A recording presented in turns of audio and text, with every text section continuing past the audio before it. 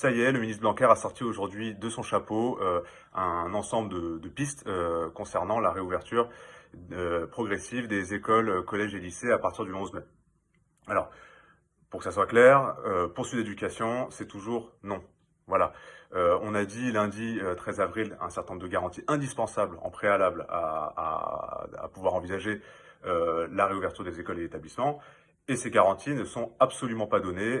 Il n'y a strictement rien qui soit annoncé par le ministre en ce qui concerne les tests, les masques, la désinfection des locaux et un certain nombre de garanties qui sont, on le répète, non négociables, indispensables pour la santé et la sécurité des personnels, des élèves, de leurs parents et de l'ensemble de la population au vu du nombre de personnes qui sont concernées par la réouverture des écoles. Par contre, le ministre annonce une série d'éléments de calendrier qui sont extrêmement rapides par rapport à ce à quoi on aurait pu s'attendre au vu des annonces ces derniers jours, puisque dès le 11 mai, on mettrait l'ensemble des enseignants, c'est-à-dire quand même 1 million de personnes en réunion pour préparer la reprise. Immédiatement après, on aurait les grandes sections, les CP et les CM2, ce qui fait quand même un nombre considérable d'élèves.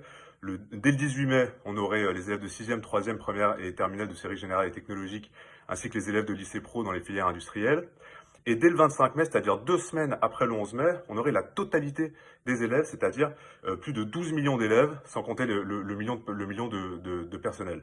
Voilà, c'est pour le coup extrêmement rapide, extrêmement brutal dans un contexte où la pandémie continue à être extrêmement dangereuse pour la santé de l'ensemble de la population, et en partant du principe qu'aucune des garanties qu'on a demandées ne sont données. Il y a tout un tas d'autres aspects qui ne vont pas du tout à Sud Éducation.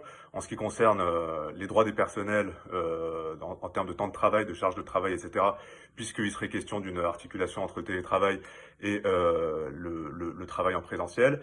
Bref, l'ensemble du dispositif proposé ne convient absolument pas. Et à ce stade, pour Sud Éducation, c'est clairement toujours non.